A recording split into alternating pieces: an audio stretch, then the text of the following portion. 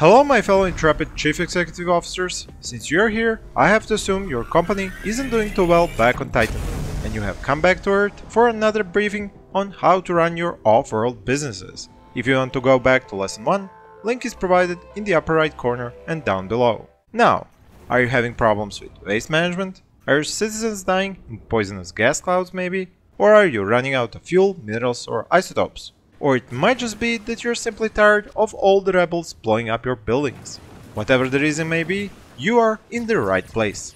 My name is Peter and I will show you how to improve your management skills at Industries of Titan with these 9 tips. Tip number 1. Since ships are a new addition to your company and ship devices are even newer, you should take note on the fact that ships' internal devices are powered by generators which run on Xethane gas. This gas is collected by the fuel fabricators from the atmosphere surrounding the ship. If you fly your ship by any chance through an area where you use an air purifier or an industrial fan, your ship will be unable to collect Xethane gas as those two buildings remove or move it from the local atmosphere. So check your Xethane gas overlay before moving your ship across the map. Tip number 2.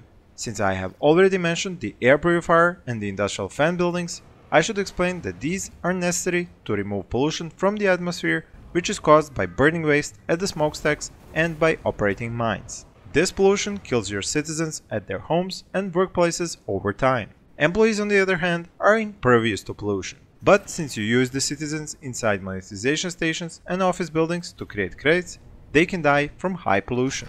This is where the air purifier and the industrial fan buildings come into play. The former purifies the air in a set radius around it, increased by each level, while the latter simply pushes the pollution away from the squares it faces. It can be turned around in 4 different directions, and when upgraded will affect more squares. The downside is that the squares affected by these buildings are also robbed of the Xethane gas. So this is something you have to keep in mind when flying your ship above that area or building ground fuel fabricators or turbines.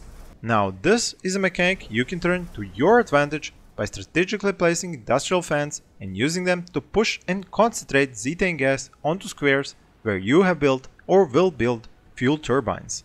Since the efficiency of a turbine depends on the percentage of Xethane gas in each square, raising the gas concentration in it makes the fuel turbine more efficient and produces more fuel.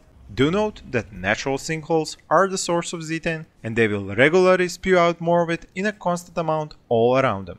Now about that pollution and smokestacks. The more waste you create or collect, more on that later, the more of it you have to burn in smokestacks and the more do you pollute the atmosphere. One way of dealing with this is building and even moving your smokestacks further and further from your residential and office buildings and the citizens inside them. To do this, you have to first expand your control area and take over more of the map. At the start, your area of control is small, but as you level up your HQ and build command centers, you will gain control over more of the map and have more places to build on. Each time you build a new command center, you can deconstruct your old smokestacks and build new ones on newly captured areas to move them away from your citizens even further. As I mentioned, you both create and collect waste. You collect it from ruins you salvage for resources, while you create it by having citizens regenerate it. This is mostly unavoidable as you have to salvage at least some buildings, while you have to have citizens to generate credits. In a later tip, I will explain how to reduce ruin salvaging to a minimum, but in this one, I want to explain to you how to deal with waste generated by citizens. Whether you have citizens living in your HQ, factories or residential buildings, they will generate waste that you have to collect, store and burn.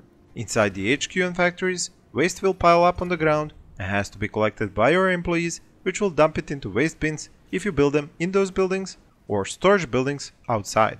The residential buildings, however, have integrated waste bins, but the difference is that if those are filled to their maximum capacity, the building itself will stop functioning. Each citizen living in a residential building generates 1 waste every 3 minutes. So the higher level this building is, and the more citizens it houses, the faster its waste bins are filled and sooner it stops working. To prevent this from happening, you have to have a lot of employees dedicated to waste management. But what you can do directly is to level up these buildings to level 3, which gains you a high degree of pollution protection, which you do want to have, but do not max out your citizen population. This way the bins don't get filled as fast and the buildings keep operating. Another thing you can do is to build and upgrade storage depots next to residential buildings and use them to temporarily store waste. Now we will take a short break, during which you can leave your feedback about this management course and its lecture, and subscribe for further classes on this subject. One more tip which will help you with the waste problem is to build a transport hub and roads which will connect your waste producers and storage depots with your waste disposal. The trucks which you buy at the transport hub and which drive on the roads will be your only fast way of moving waste across the map to remote smokestacks for burning. One thing that you have to take note of here is that buildings have to have direct access to roads for trucks to go in and out. You need to do this for the smokestacks, storage depots, factories, residential buildings, and the HQ if you have citizens living and working there. Make sure to level up the transport depot later and buy more trucks to increase the capacity of your transportation network, because it also transports resources and not only waste. For this next tip, I want to go back to the waste collection subject. Since most ruins hold some resources and almost always waste, whenever you salvage them to get those minerals and isotopes, you will end up with new piles of waste which you have to move, store and burn. The first thing you can do to reduce the amount of waste collected is to pick and choose which ruins to salvage and extract or destroy the rest. I would advise never salvaging ruins which have more than 30% of waste in them. Secondly, you should save up your influence points to claim resource fields and service mine minerals and isotopes from there, creating zero waste in the process. Thirdly, do not salvage any ruins unless you need to build something on that spot or you do not have any other way of getting more resources. And finally, try to locate mineral and isotope nodes, build mines next to them and get your resources that way. Mines do generate air pollution, but you can turn them off and on, and they do generate resources quite fast. When it comes to combat against the rebels, turrets are your primary defense. You should build them in a triangular formation because the range is circular, and that way they can cover each other as long as they are built on the edge of each other's combat range. Since each turret requires power and an employee to operate, they are quite expensive to run all the time. You should keep them powered down and without staff until the timer for the next wave of rebels runs out.